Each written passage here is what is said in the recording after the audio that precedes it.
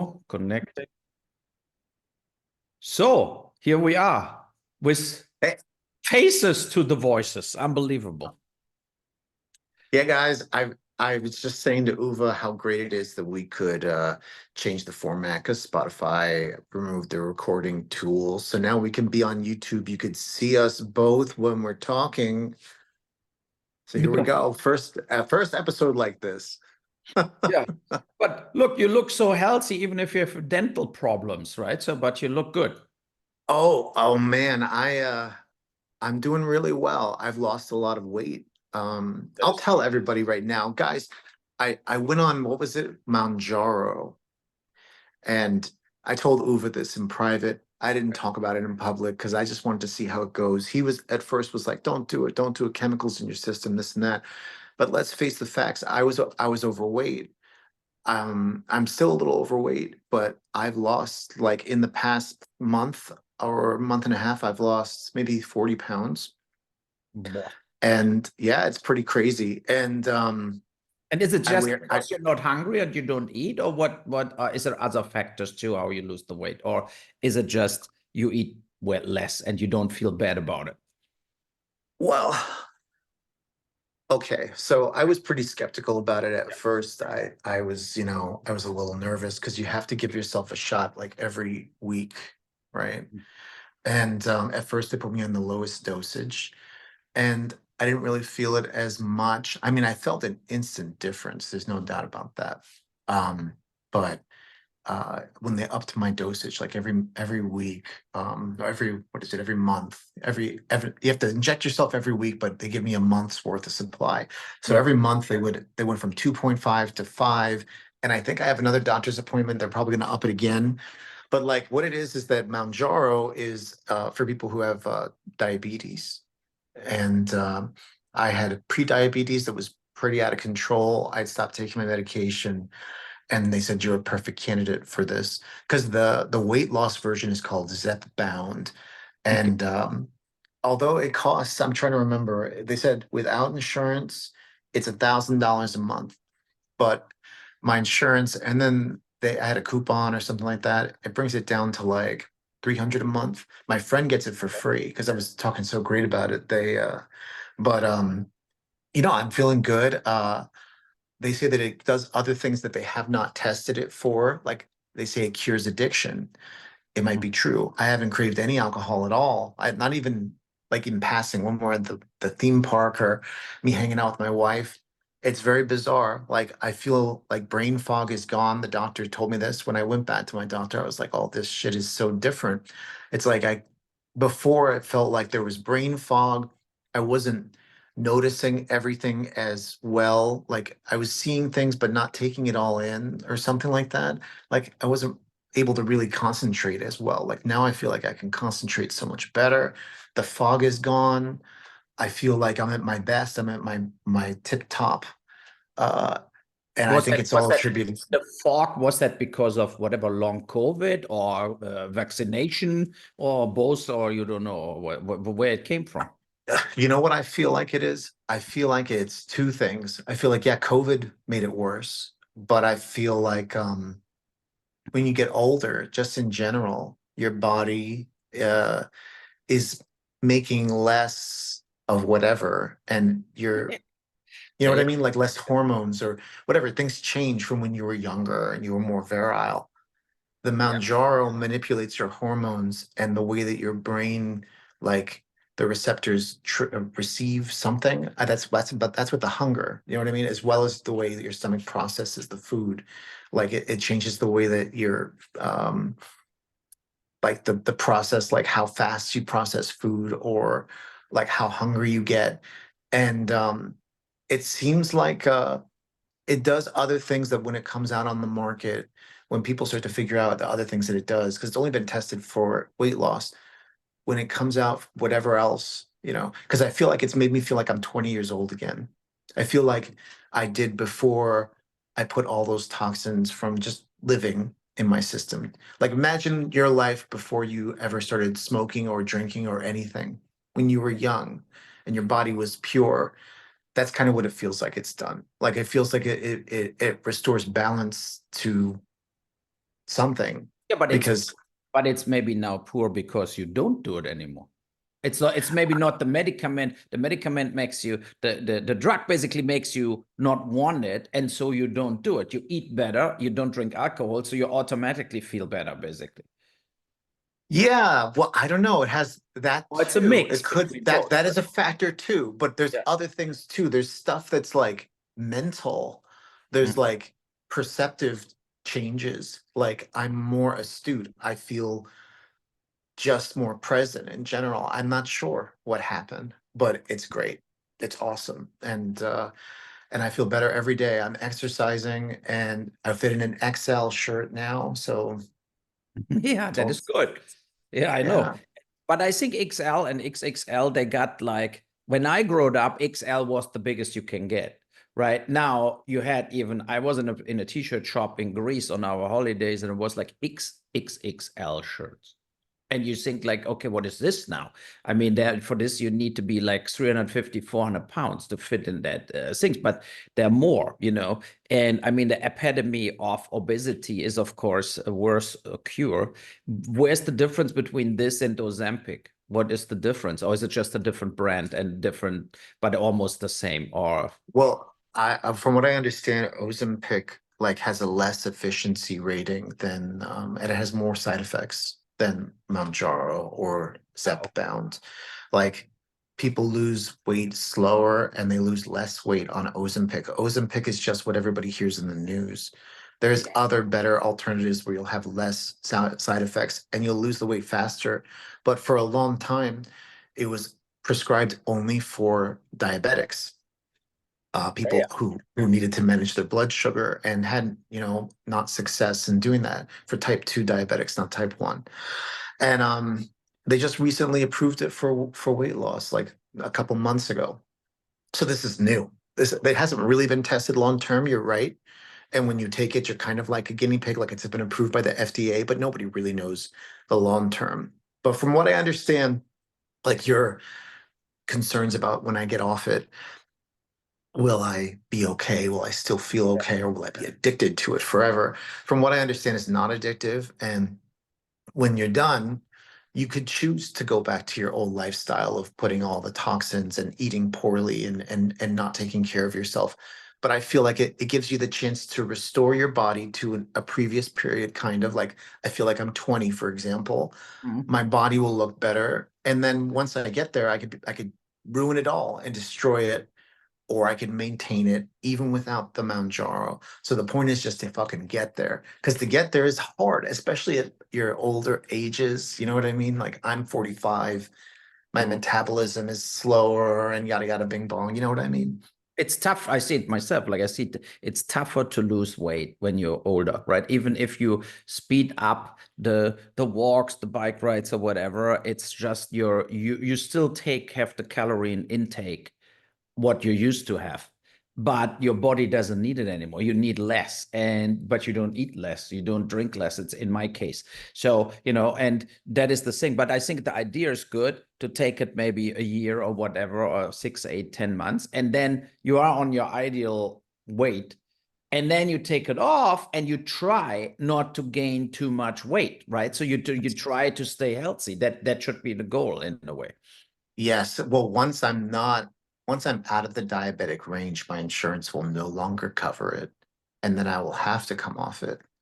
You Yeah. understand what I mean? So once I'm healthy, it's my choice what I Yeah. want to do with it, If you you get know? hammered every day, or you stay the way you are right now, right? So I mean, Yeah. that's the thing. And I mean, it's very simple. For example, in Greece, where we went on holidays, where it was 40 Celsius, it was very hot. And so, and because we're used to it, we drank a red wine for dinner, right? But both Natalie and me couldn't handle it. It was too hot. And the alcohol is like when it's already hot outside, right? It's like a turbo. It's like but you sleep shit, you feel shitty, even with low alcohol doses. Now the last 4 or 5 days we had zero alcohol, and we feel way better. The reality is I love a red wine, but it's indirectly not worth it. You feel that alcohol in any form is not good for you, period. Well, you know what I feel like? why did I ever start drinking at all in the first place is because like I had, you know, an inability to deal with the problems that I was facing, or like I wanted to take the edge off. But when before we ever started drinking when we were young, we were able You to feel like better. The moment you drink, you feel better because you feel looser and you feel like kind of better overall. What I when you were younger, you were able to get like a natural high. You know what I mean? Like, do you know what I mean? Like without the alcohol. Do you understand what I mean? yeah, yeah. Like you were able to like feel good, feel just as good as you did on the alcohol, like normally. And it's hard to get back to that point. That's how I feel right now. It's awesome. You know what I mean? No, That's why the thought of even alcohol, it's like, why would I need it? The hangover, you know what I mean? Oh, like horrible, horrible. And the sweat sleeps and stuff like this, you know. And yeah, so before we go to politics, yesterday I went with the boys in Twister, the new one. And I mean, you know, this is this kind of film, what is in a way entertaining, but as longer it goes, as more bullshitty it gets. Because I don't know if you watched it, but nobody would live in Oklahoma anymore if that would be real. Because when you watch the film, there's basically every single day a tornado destroying a city, and all there, right where they are. They're not like flying across the country. They're driving with their cars and like, oh, look at this. This could be one, right? So, and you think like, okay, but nobody would live there anymore. If you have actually every day a tornado, Oklahoma would be completely empty. And that's the problem I have with the film. They also criticized on the film that they never mention in a way climate change, but I think it's actually indirectly mentioned based on the fact that there is a tornado every single day. You know, like, I mean, if you say in earlier years was every month a tornado, now it's every day, even if it's not real, it's still a statement about climate change indirectly. So, now, yeah. well, my wife made me watch Twister the other day, and I got like halfway through it. And Mm. that too, I was like, why the fuck does everybody in town want to chase the tornado? Like everybody wants to Yeah, be the yeah, weatherman. They're yeah. like And then they duking it all out. die. Then everything gets destroyed, right? All the houses, everybody dies. The theater collapses, where, of course, a tornado film was running in black and white in the theater. It's also funny in new Hollywood films that always people filling up movie theaters with old black and white shit. In reality, nobody watches these films anymore. Only it's like the homage to film to the film industry from filmmakers. They know they make popcorn crap, but I was shocked today when I read all that news about all that planned Marvel stuff again, and now uh, uh, Robert Downey Jr. comes back as Doctor Doom. Uh, I mean, you kill him off as Iron Man, and then he comes back in the same franchise. You think like, what the fuck? I mean, are you and I'm mad with all that actors. You know, I think all that actors are kind of assholes because what they do is the following: they take all good parts, they take all the parts in all the big films where they're making all the money with all the franchises. They all like, and then they're taking the great little parts in art house films or in films that can get the Oscars. So these people like Robert Downey Jr. and Mark Ruffalo and all that people, they basically taking the last jobs away from the real art house actors.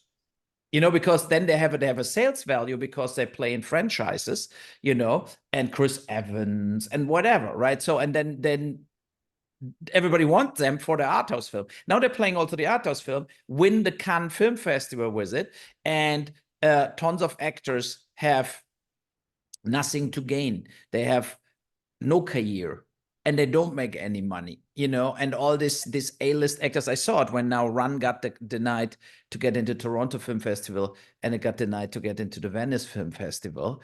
And then you read the next day what films are playing in the Venice Film Festival: The Joker with Lady Gaga, right? So in Which earlier, it looks fucking stupid, by the way. It's like a musical. I know it's a musical, and I love The Joker. I love the film, right? That I don't know if I like The Joker too. Why does it need a sequel though? You know, it was a perfect standalone masterpiece almost. It was the only real comic book film I really loved, I have to say, after The Dark Knight with Heath Ledger. There was something more as a superhero film. But the point is that, of course, films like this would never run in that big festivals 20 years ago. They were just the blockbusters who gets released with $100 million advertising money. But now they're taking even the spots in that film festivals away from independent filmmakers. And so, I mean, I made a film about the biggest subject matter on earth is illegal migration right now, and migration from like Latin America into the USA or from Africa into Europe. And also, but I cannot play in that festivals, you know. But that is for films like Run, festivals are made. And now Run gets declined. As I got declined years and years ago with Darfur, the only film what showed the genocide in Darfur. And it's more actual as ever because right now in Sudan are 8 million refugees inside the country, more as in all of in Europe, you know, like, and it's this kind of like, you feel like the game is still rigged, you know, it's still this kind of, what you wrote also with the Toxic Avenger, right? And they made a big film. Legendary Pictures was behind it. Means it was a big Toxic Avengers film, and they're pissing in their pants, and then they pull the Warner Brothers move to, it looks like, writing it off, and maybe Yeah, not you know, releasing it at all. some people know this already. I used to work for Trauma. That's where I got my start on Toxie 4, back when I was like 19, 20 years old. It's a long time ago. And you know, they sold the rights to Toxic Avenger a long time ago. The rights, like they make the money no matter what. So Trauma already made their money. Lloyd Kaufman made his money. Michael Hurst made his money. They're good. This has been like something in the making for like, I'd say like 15, 20 years now. And Legendary, like he said, there was some major funding to this picture. So Toxic Avenger is, because of its content, no shit, the climate has changed from when it was the social climate. Like when they greenlit it and got it funded, the PC culture was not as bad as it is today. Like the cancel culture didn't really exist. Now it does. So the movie's been sitting on the shelf for like 4 years.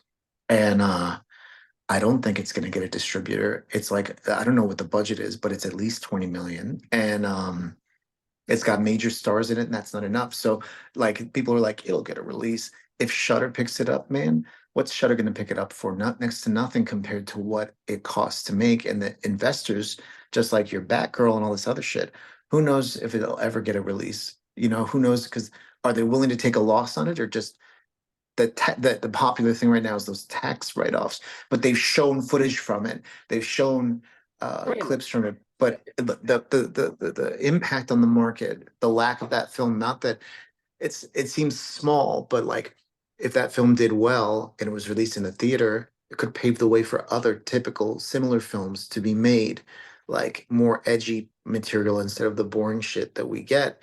But then a movie like that has problems, and all the investors see is like, don't invest in that kind of shit because you won't make any money. And then all we see is the Netflix algorithm, right?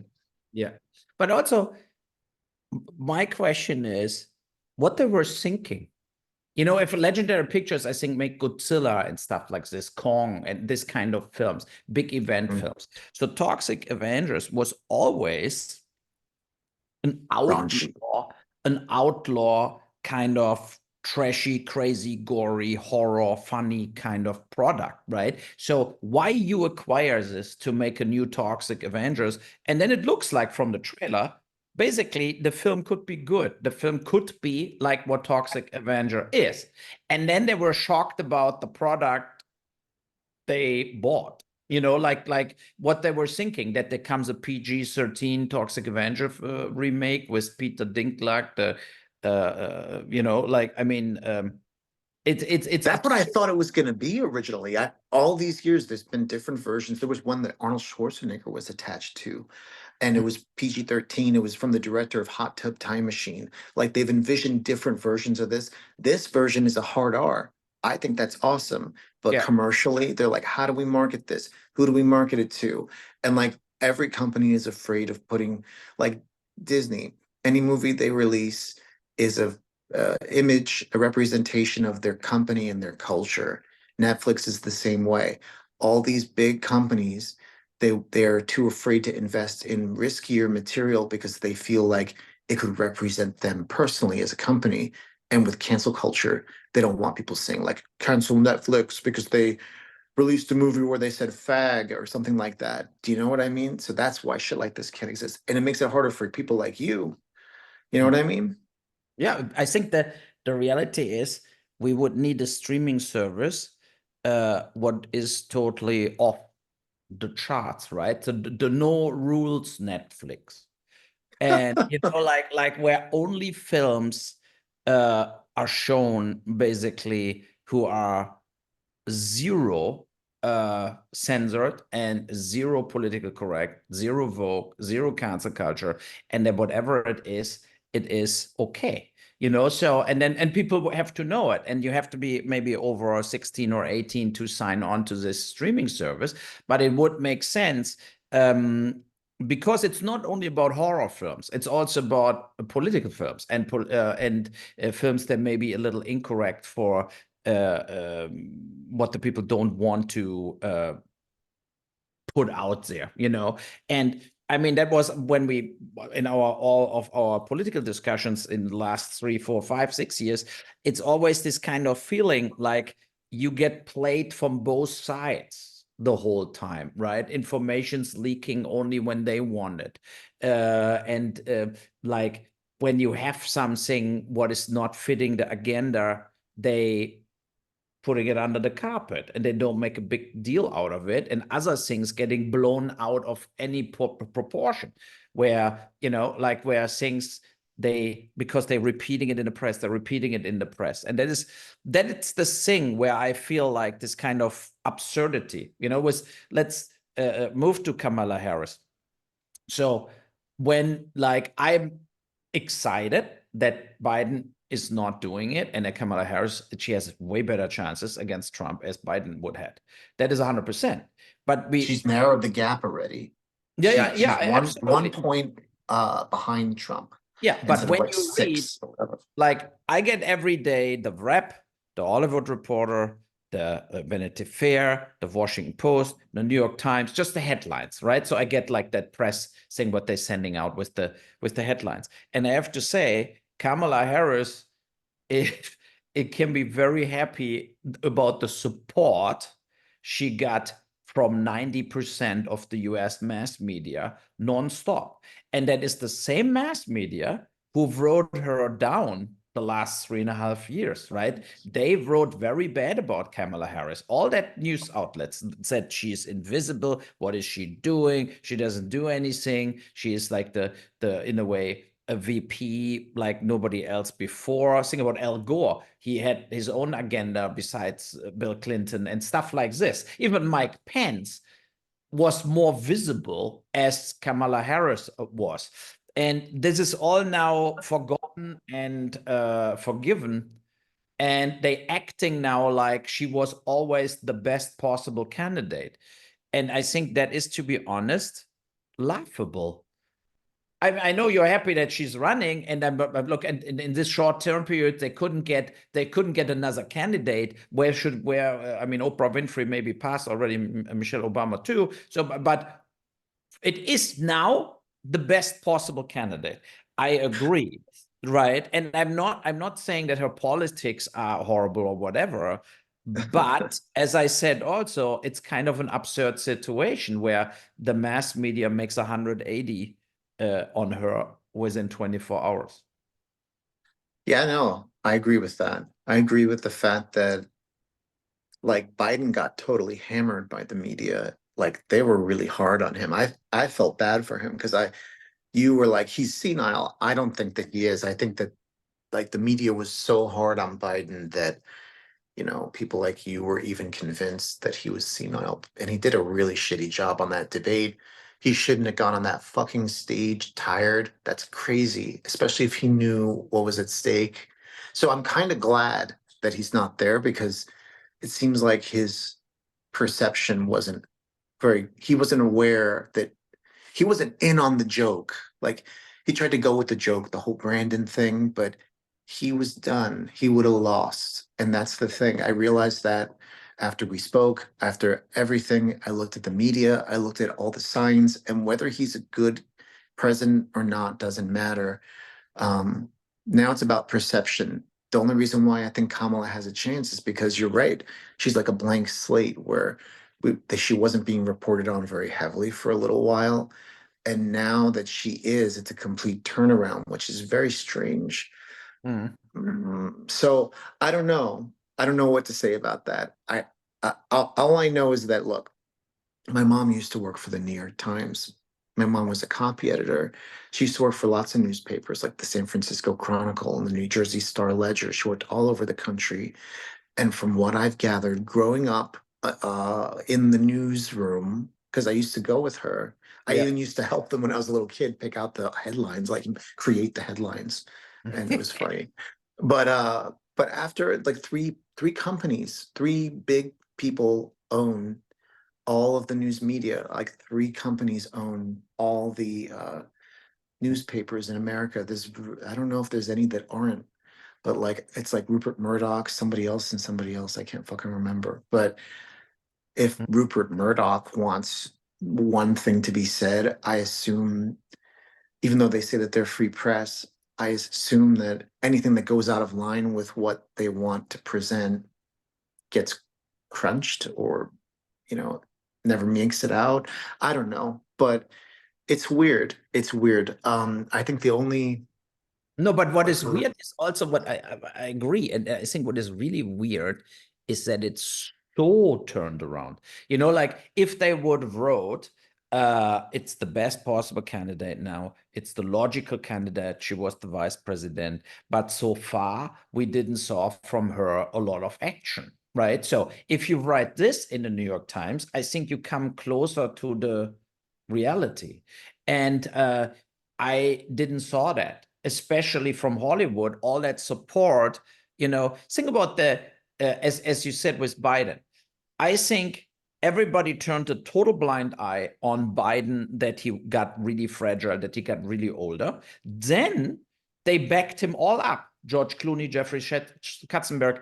2 months ago, they were all behind Biden. They said he can do it again. We collect so much, and they collected so much money for him. Then the debate against Trump came. Then they completely lost face. They blocked the money to Biden. They completely made a total turnaround and blackmailed Biden out of the race, right? So, I mean, Biden didn't went out because they tried now to make it he is the greatest guy ever. But the reality is he got out because he had zero support. Nancy Pelosi, Jack Schumer, everybody was like, he has to fucking get out of the race. So they went very, very violently against Biden. But that shows that whole political agenda, you know, like the whole absurdity we're in. And I think it shows that both sides are not really playing in any way a fair game. They have this kind of ideas about stuff, and they want to push it through. If you are like Peter Thiel, you want to push your stuff through, or you're George Clooney, you want to push your stuff through. And it's very money driven, nothing else. I think the money was it what pushed Biden out of the race. Yeah, no, I agree that he was a little old, and now Trump is feeling the wrath of pushing that whole, do you really want an old person as your president? Because he's pretty fucking old. Yeah, yeah. And now people are talking about people talking about Trump being too old. But I don't know. I think what's happened is absolutely crazy. The turnaround, the changes, the punch by punch, it's like it's the closest it's ever been to a sports game now that Kamala suddenly replaced Joe Biden. I never saw that coming. And what But what do happens you from think if she here? wins? What do you think? Like, you know, we were always talking about violent uproar, January 6th. And you really think if she wins, that Trump will accept this? I don't think so. I think they will say Mhm. the election was completely rigged. They took Biden out. They brought Kamala Harris. They faked all the elections. I think let's say it this way. It only stays calm if Trump wins. If Trump loses, it will get very ugly in America. I'm unfortunately very pessimistic about the peaceful power transfer or something. I'm lucky that I live in Florida because everyone here is all Trump. So I'm sure I'm going to be fine. Yeah, you would just exactly. You would just stay home and say, "Okay, we cannot help it anymore," and that's Yeah, the I'll just get out my mega hat and just pretend. You know what I mean? Like, yeah, but there would be like then US is like Russia, right? So I mean that is the thing. It's like if you have fake elections and election results are not getting accepted anymore, things getting very, very dark. That's my main problem with the Republican Party and with Trump is that they only accept election results they like. And if they don't like it, they want to reverse it and say it's all bullshit.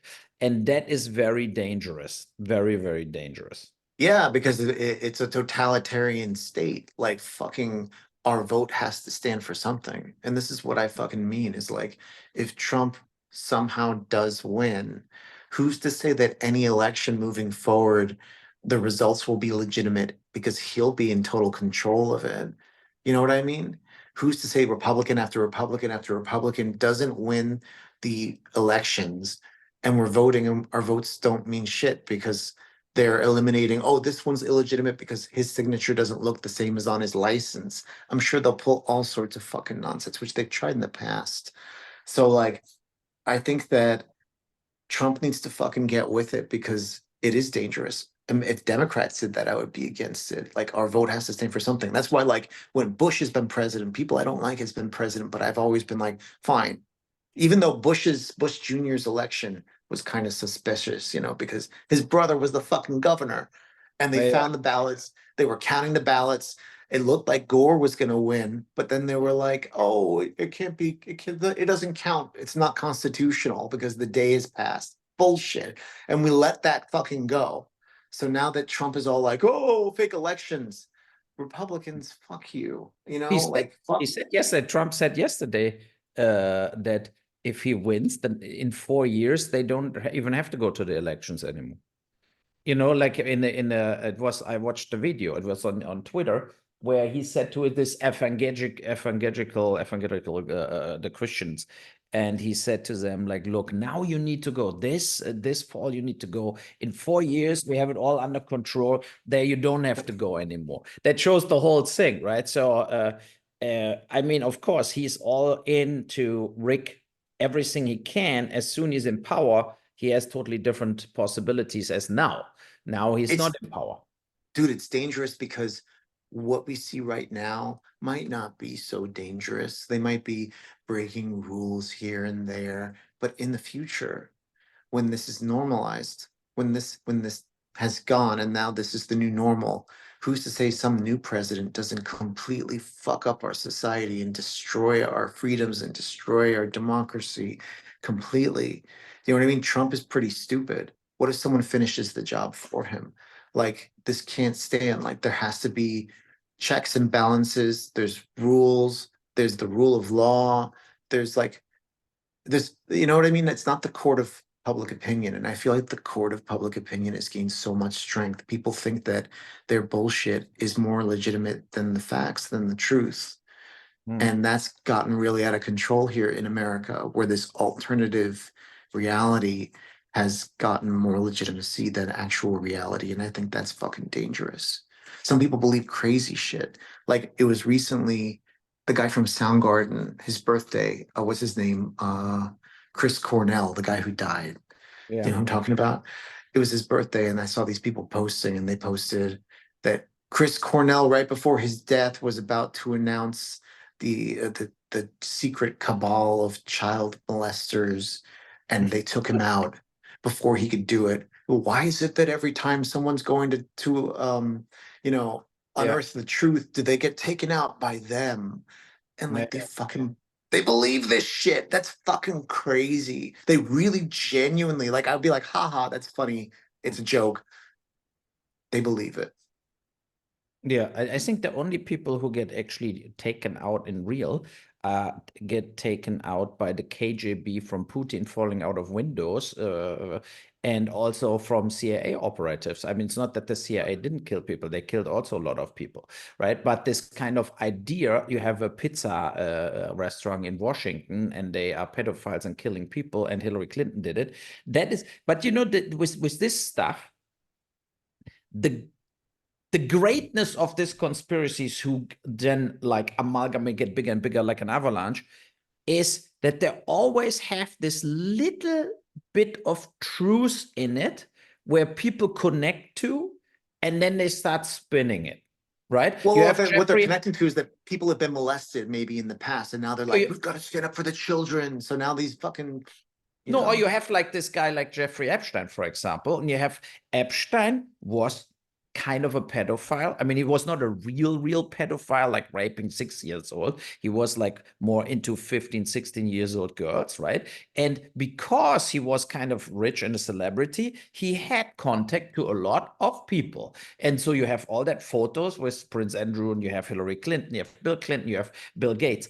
And that is enough to start spinning it out of control, right? They all, like, even if Bill Clinton, whatever, was maybe on one photo with him, but I'm sure Bill Clinton actually had contacts to Jeffrey Epstein and maybe also went with him to the island. So Bill Clinton would be actually a guy who would totally take advantage out of this situation. But let's say Bill Gates. So he has photos with Bill Gates, right?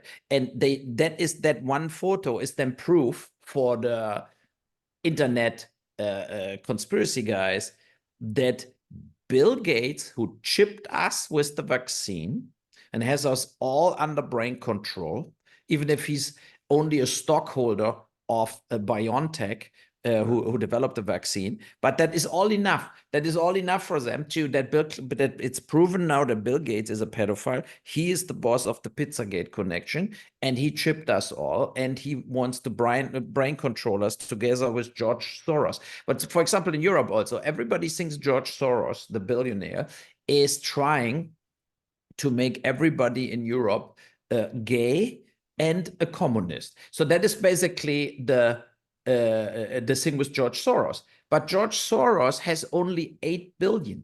And to be honest, in the world of billionaires of today, 8 billion doesn't bring you in a real power position to control all of Europe. They're always acting like George Soros is financing this, people is financing Zelensky, is financing this, but with 8 billion, you're not getting far in today's time, to be honest. You know, like the Ukraine is tanking 8 billion every 2 weeks in the money they're getting from us. So, but that is all this kind of like the power of the internet and the power of people. They want simple answers, and that is what the Republican Party gives to them. But during we were talking here, what's interesting that they found 90 emails from here JD Vance, what he exchanged with a transsexual, and there he said Trump is a demagogue, he hates the police, and that he basically, this 90 emails that came out in the New York Times today, and you will see it also. He wrote negative things about all kinds of stuff, where he now basically stands behind. And I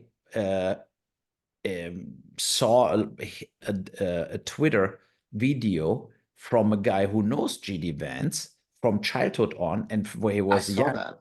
Yeah, I saw that too. And I think that guy told us the truth. You know, that JD Vance would do anything to have that career. It's like the typical guy who was doing 180 every week, if it brings him closer to his career, you know. Hold on one sec. You keep talking. I just have to Go to the washroom. I'm watching an elderly friend here. Say hi. Hello. Wait a sec. I have to change the movie on the TV. Okay. So, yeah. Bum, bum, bum, bum, bum.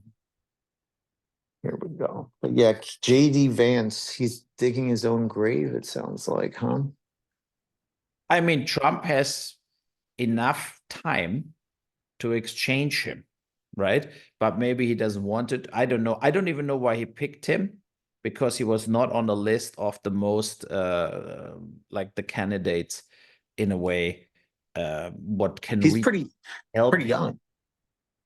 Yeah, that is Yeah. the thing. It's like that he would be natural, the next candidate, right? But when you see, take the Vivek, what was his name? Vivek Ramichai, whatever, the Indian guy, like the billionaire who tried to run, or take Chris Christie. I mean, there were more Republicans. They're kind of better in the business or longer in the game. They were already senators. They were longer in Congress. They have more experience as GD Vance. But I think GD Vance is for Trump maybe the perfect choice in a way that he is totally anti-Washington and he doesn't care how the game gets played there. Yeah, JD Vance is young and he just wants power. And he is a blank slate. Those other people have been around for long enough that some of their own feelings might come through at some point, some of their own actual intents, because we all know that they don't really like Trump. But JD Vance actually probably does because he's totally indifferent because he doesn't give a fuck. So he's very easy to mold. He's easy to manipulate. He'll go behind whatever just to please the Trump base. To stay And on it. that's yeah, he's super fucking he's like a blank slate. He's a puppet. He's Trump's puppet. You know what I mean? And 100%. he doesn't distract from Trump. Trump is still the star. You know what I mean? Yeah. It's a similar, like, look, when he picked Mike Pence, it was also extremely against the ideas they had. Like they thought that there's no way that Mike Pence will be the VP, but then he picked him. Okay. Then I wish you a good Sunday. Oh, And are we wrapping up already? yeah, I don't know how long we are. Like I didn't look at the watch actually. Let's see. Wait. I don't Watching know. are you watching the Olympics? I Or watched some of it. It looks Simone like it's Biles was today. I think she twisted her ankle. The the yeah. the gymnast, like the go. I think she's still leading, but she didn't won so far. The gold medal stuff is tonight, I think, but it looks like she is injured. Well, fucking at least this time she actually is, Yeah. you know, doing it. Because last time she didn't I'm even want here in the Podcast with Gary. So. War immer noch nicht geduscht. Ja, jetzt, ne, jetzt sofort. Ja, gut. So. I had to kick Walter's ass because he has why. to. No, because he has to go in the shower. He wanted to go in the shower, and because we go for dinner, and he needs to change. So we have this summer here a lot of visitors. Look at the cat; it's so funny. Yeah, Yeah, that's Winnie. That's my wife's cat. It's a new cat. yeah, but very active here. So, what is that display behind you? Is that an aquarium or is that a display like this? It's The an snake. an Snake. Here, oh, let me so see if I can. the cat It's wants to kill the snake. let's see. So there's a python in here. It's Monty the Python. My wife made this enclosure to look like Monty Python and the Holy Grail. Yeah, it looks like this. And then she named the Python Monty because it's Monty Python. Get it? I don't know where he is right now, though. I think he's in his cave, but I can't really see him right now. But But is it? he's like a little white snake. But it's not. It's not too. I mean, a python is massive, right? But it's a small python then. Yeah, look. Oh, there he is. He's inside he's in this cave, but you can't really see it very well. But sometimes he comes out. And yeah, we have this on top to make sure that the cats, because they do want to get in there. Yeah. So this, and there's a computer like kind of holding it down. But So who knows who would win, the cat or the python? yeah, that's a good question. I don't want to find out though. Okay, then I don't want to even start talking about the Ukraine again. Let's keep that for the next one, and we just observe what's going on, and I keep you informed about. First Shift got a lot of press. You saw a lot of like when they reposted the trailer, not the R-rated trailer. They cut it a little down for PG, and they hired a New York PR agency. So I hope for more screens end of August as they plan. You know, they plan only like 10 screens total. But I, of course, hope for more screens. I hope for more bookings from movie theaters. And told Quiver also, like, I'm happy to go to New York for doing press or whatever, you know.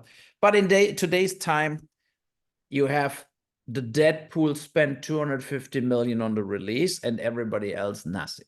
That's the problem, right? So you have like no real advertising budgets for films in the independent world. So I have to do everything online, you know, Zoom interviews, podcasts, and Well, yeah. just like what we talked with Natalie about, you can pay on Twitter or Facebook if you want, but it's a lot of money, you know? Yeah, you know, and then I paid and I don't get the revenues, you know, the revenues going to the distributor and then, you know, and they charge then first all the costs they had before I get my cost back. And it's just like economically suicide. So I support as much I can. The actors are ready to do that too. And I hope that because it's day to day with SVOD, I hope a lot of people buy it on the first day, you know, that they just go and screen it at home. And every advertising in a way counts. And I think for this specific film, it would be great if later also when it's in cable and so on, if we get good ratings and it's a good first part, then maybe I can raise doing a second part, a third part, or doing the TV series what we want to make out of First Shift. And but for this, it needs to go through the roof, right? It has to be like on Amazon and everywhere, and they're like, wow, it's actually doing well, you know. So but who knows? Maybe the movie comes at the right time. I don't know what an end of August. Good is that now it's Deadpool time, you know, but a lot of hits. I think after Deadpool could come kind of a emptiness again. And maybe we are not doing bad business in 4 weeks. It was still 4.5 weeks away from the release. I think then Deadpool is cooled off too. Yeah, what else is there besides Deadpool that's coming out? I can't think of anything. No, it's the thing. It's like not so the Gladiator is coming out at one point, but I think it's Oh, that's later. yeah, Yeah. that's later, and then they have another Lion King. It's no competition to us. Because yes, But will Gladiator be a bomb? What do you yeah, think? that's the problem. I Because mean, Gladiator is the most expensive movie they've ever made in Hollywood because of inflation. The movie has a lot to live up to, and I look at it like it could be like Ben-Hur. Nobody saw that. It lost 200 million. yeah, Gladiator is something like 400 million or something crazy. the trailer looks massive, and my problem is, of course, this was a one-off, right? It's like uh it was so great because Russell Crowe died. You know, like, I mean, it was very sad and it was very good and it was very big and I loved the film. And now they're kind of recreating this stuff with actors. They don't have it like this. You know, it's not, they're not bad actors in, but there's also not like a Russell Crowe, the John Yeah. Mescott guy, whatever the lead actor. I never saw him before. I don't know what he did, you know. But it's this kind of I don't know. And I think Ridley Scott, Napoleon was horrible. With Joaquin Phoenix, that was a very boring, long stretched movie, and I'm skeptical about Gladiator. I think it will be very long again. It will be maybe a 3 hours movie, and now Kevin Costner learned it the hard way that this kind of 3 hour stuff is not flying anymore, you know, and it's like, They delayed the Kevin Costner part two of his Western because the first one bombed. yeah, so but they have it out now online also already. You can buy it, you can watch it at home. There it's working very the number one, right? So Yeah. but I think it ends maybe that all these other three movies not getting into movie theaters anymore, that they just go now online with the whole Horizon 1, 2, 3, 4. And the question is, will he even get the other 200 million to do the last two parts?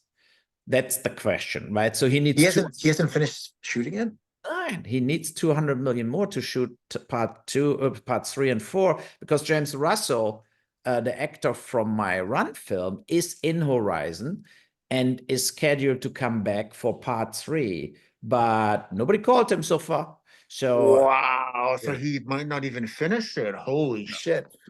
Well, let's see if he that would does. hurt. But think about it. If the audience knows already there will be no finish to the story, why watching it then in the first place? So when then the second part comes out and you really, really think it will That's just so stop. funny. Yeah, you know.